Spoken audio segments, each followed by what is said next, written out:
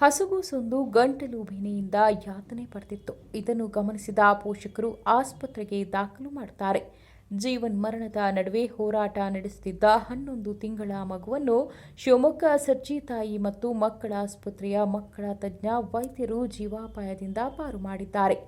ಹೊನ್ನಾಳಿ ತಾಲೂಕು ನ್ಯಾಮತಿ ಹತ್ತಿರದ ಗಂಜೇನಹಳ್ಳಿಯ ಯೋಗೇಶ್ ಮತ್ತು ರೋಜಾ ದಂಪತಿಯ 11 ತಿಂಗಳ ಮಗು ಪ್ರತೀಕ್ ಮನೆಯೊಳಗೆ ಆಟವಾಡುತ್ತಿದ್ದಾಗ ಮೀನನ್ನು ನುಂಗಿಬಿಟ್ಟಿದೆ.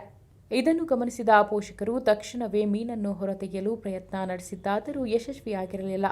ಅಷ್ಟೊತ್ತಿಗಾಗಲೇ ಮಗುವಿನ ಸ್ಥಿತಿಯು ಗಂಭೀರವಾಗಿತ್ತು. ಬಳಿಕ ಪೋಷಕರು ಮಗುವನ್ನು ಸರ್ಜಿ ಆಸ್ಪತ್ರೆಗೆ ಕರೆತಂದಿದ್ರು. ಕೂಡಲೇ ತಪಾಸಣೆ ನಡೆಸಿದ ತಜ್ಞ ವೈದ್ಯರು ತೀವ್ರ ನಿಗಾ ಘಟಕದಲ್ಲಿರಿಸಿ ಗಂಟಲಲ್ಲಿ ಸಿಕ್ಕಿಕೊಂಡಿದ್ದ 11.3 ಸೆಂಟಿಮೀಟರ್ ಉದ್ದದ ಮೀನನ್ನ ಹೊರತೆಗೆದು ಮಗುವಿನ ಜೀವವನ್ನು ಉಳಿಸಿದ್ದಾರೆ. ಇದೊಂದು ಅಪರೂಪದ ಪ್ರಕರಣವಾಗಿದೆ. ಈ ಪ್ರಕರಣದಲ್ಲಿ ಮಗುವಿಗೆ ಮಕ್ಕಳ ತಜ್ಞ ವೈದ್ಯ ಡಾಕ್ಟರ್ ಪ್ರದೀಪ್ ಅವರು ಚಿಕಿತ್ಸೆ ನೀಡಿದ್ದು ಮಗು ಪ್ರಾಣಾಪಾಯದಿಂದ ಪಾರಾಗಿದೆ. ಚಿಕ್ಕ ಮಕ್ಕಳು ಈ ರೀತಿ ಆಹಾರ ಪದಾರ್ಥ ಇಲ್ಲವೇ ಚಾಕೊಲೇಟ್, ಕಾಡಿಗೆ ಡಬ್ಬಿ, ಅಡಿಕೆ, ಗೋಲಿ, ಗಜಕ, ಶೇಂಗಾ ಬೀಜದಂತಹ ವಸ್ತುಗಳನ್ನು ಗಂಟಲಲ್ಲಿ ಸಿಕ್ಕಿಸಿಕೊಂಡು ಪ್ರಾಣಕ್ಕೆ ಎರವಂತಾದ ಘಟನೆಗಳು ಈ ಹಿಂದೆ ನಡೆದಿದ್ದವು.